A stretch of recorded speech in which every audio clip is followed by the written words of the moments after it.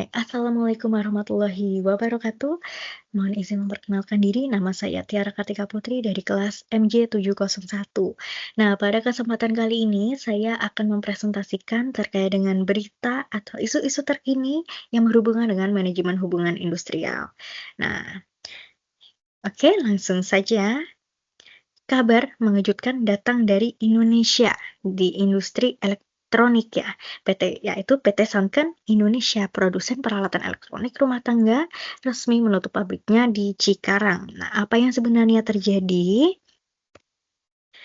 Jadi Sanken itu telah hadir di Indonesia itu sejak tahun berapa? 1995 dan dikenal dengan berbagai produk elektronik rumah tangga yang berkualitas. Nah, dengan lebih dari 20 cabang di seluruh Indonesia, si PT Sanken ini menjadi salah satu merek yang terpercaya di kalangan konsumen. Namun, setelah hampir 3 dekade beroperasi, pabrik Sanken di Cikarang ini terpaksa ditutup. Nah, keputusan ini tentunya mengejutkan banyak pihak, terutama para pekerja yang terdampak. Nah, lalu apa sih penyebabnya? Mari kita bahas fakta di balik penutupan. Ya, menurut berbagai sumber, ada beberapa faktor yang memengaruhi keputusan ini. Nah, yang pertama, yaitu perubahan pola konsumsi masyarakat. Saat ini persaingan di industri elektronik semakin ketat dengan munculnya banyak merek baru baik dari dalam maupun luar negeri. Nah, faktor yang kedua adalah tantangan ekonomi global.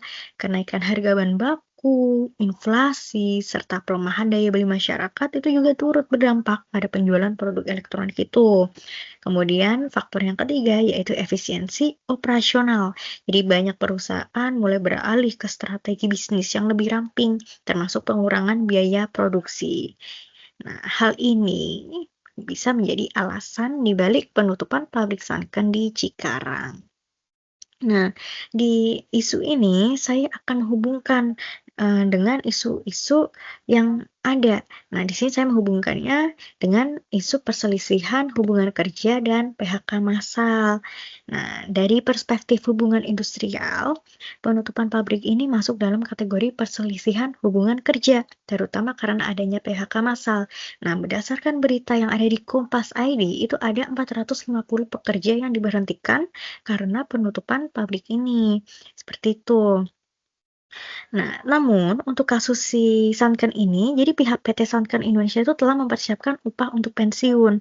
Nah, selain itu pihak perusahaan juga berkomunikasi untuk menawarkan para pekerja ke pabrik-pabrik PMA Jepang yang ada di sana. Jadi pihak perusahaan itu tidak hanya memberhentikan, tetapi juga membekali ya, membekali para pekerjanya itu dengan pelatihan kewirausahaan gitu.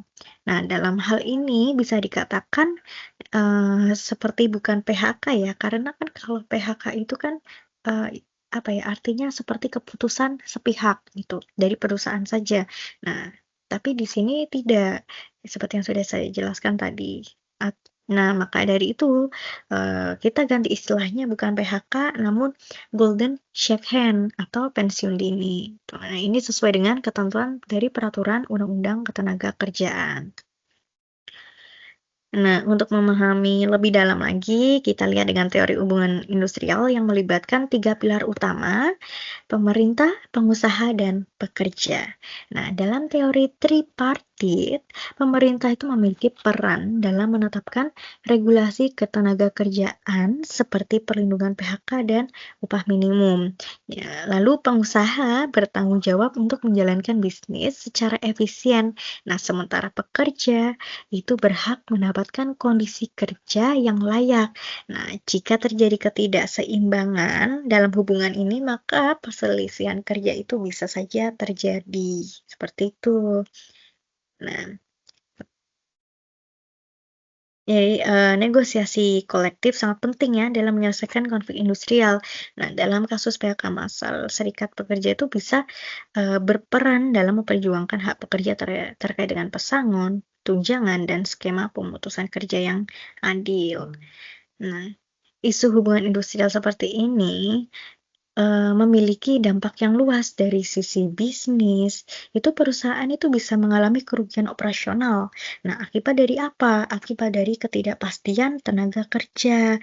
Nah, lalu pekerja menghadapi tantangan ekonomi akibat dari kehilangan pekerjaannya itu. Nah, kemudian masyarakat sekitar itu juga bisa terkena dampaknya, misalnya dari sisi daya beli dan dari sisi daya beli yang menurun, seperti itu. Nah, jadi bagaimana sih cara, untuk menyelesaikan konflik ini? Nah, salah satu strategi terbaik adalah membangun komunikasi yang terbuka antara pengusaha dengan si pekerja. Lalu selain itu, pemerintah juga bisa berperan lebih aktif lagi dengan memberikan solusi seperti program pelatihan kerja bagi pekerja yang terdampak. Lalu, eee, rekomendasinya juga, perusahaan itu juga bisa menerapkan kebijakan restrukturisasi yang lebih adil dan memberikan informasi yang transparan kepada si pekerja. Nah, dengan demikian, hubungan industrial bisa tetap harmonis meskipun ada perubahan dalam dunia usaha, seperti itu. Nah, di sini saya mengutip dari beberapa sumber ya, ada dari Kompas.id dan, cnbcindonesia.com. Oke. Sekian dari saya, mohon maaf apabila ada kesalahan kata maupun kalimat. Semoga bermanfaat. Wassalamualaikum warahmatullahi wabarakatuh.